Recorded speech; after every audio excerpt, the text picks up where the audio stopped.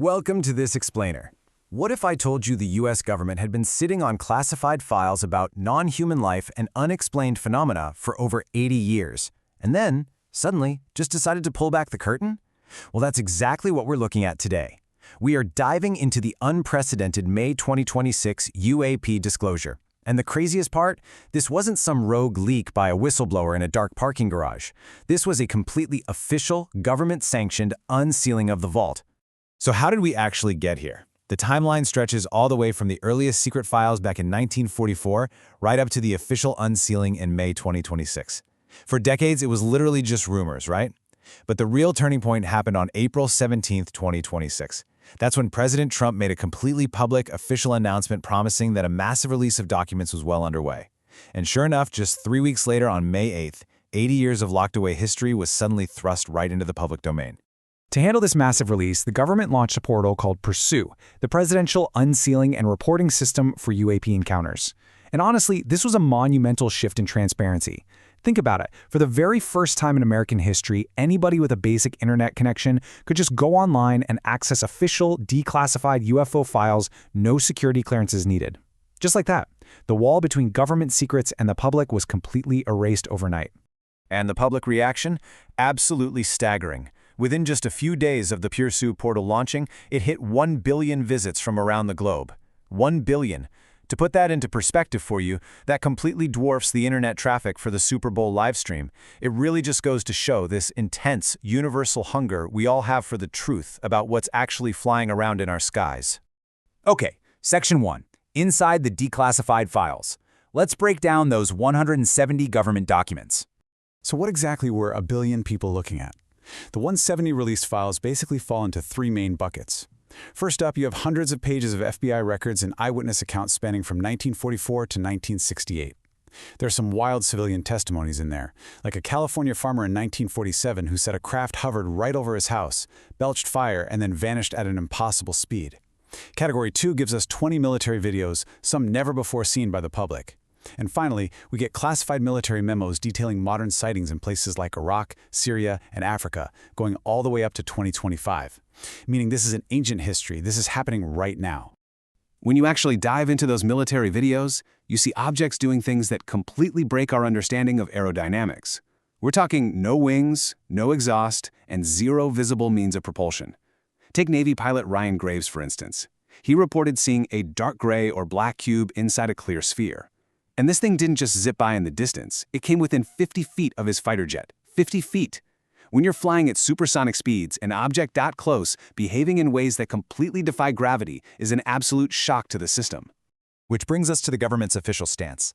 They openly admit they just don't know what these objects are. I mean, think about the weight of that statement from the Pentagon. The most well-funded, technologically advanced military apparatus on the face of the earth basically looked the public in the eye and said, "We have no idea what is flying in our airspace." Moving on to Section 2, meet the 4 species and the whistleblower bombshells. Now, the story takes a massive turn just days after the vault opened. Dr. Halpatoff, an 89-year-old Stanford-trained quantum physicist and former CIA advisor, goes on a huge podcast and drops an absolute bombshell.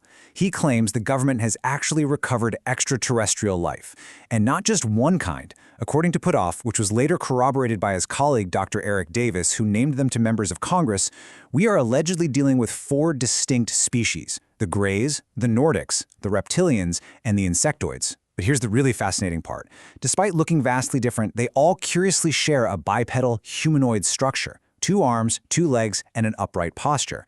That shared bipedal trait is either an incredibly huge coincidence of universal evolution, or it points to something way deeper. Especially when you consider the alleged existence of the Nordics, who reportedly look so identical to fair-skinned humans that they could just walk down a crowded street and you wouldn't even blink. It really forces a profound question about our own origins. If beings from another world look exactly like us, did humanity just evolve on Earth by chance, or did something help us along? Section 3. The search for evidence. Weighing anecdotal testimony against scientific proof. When we step back and look at the actual evidence trail, there's a really glaring gap.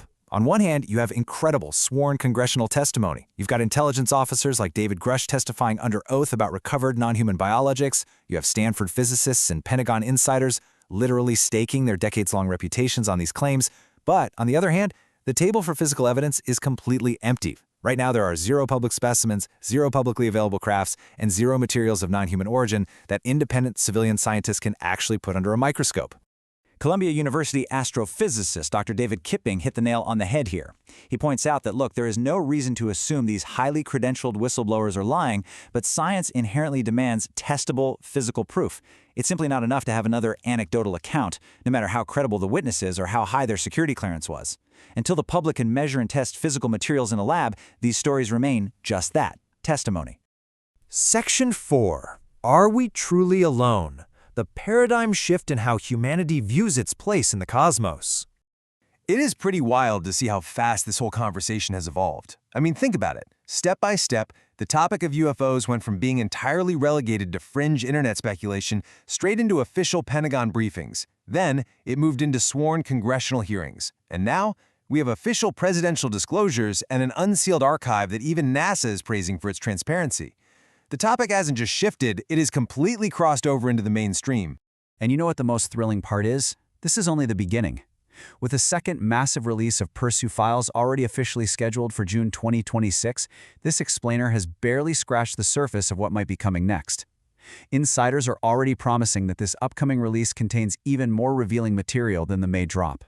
So as we gear up for that next wave of government files, I want to leave you with one final thought. How deep does this mystery truly go?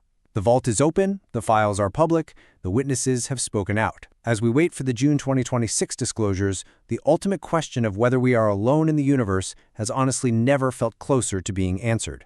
Thank you so much for joining me for this explainer, and I highly encourage you to keep questioning, keep analyzing, and definitely stay curious as this extraordinary story continues to unfold.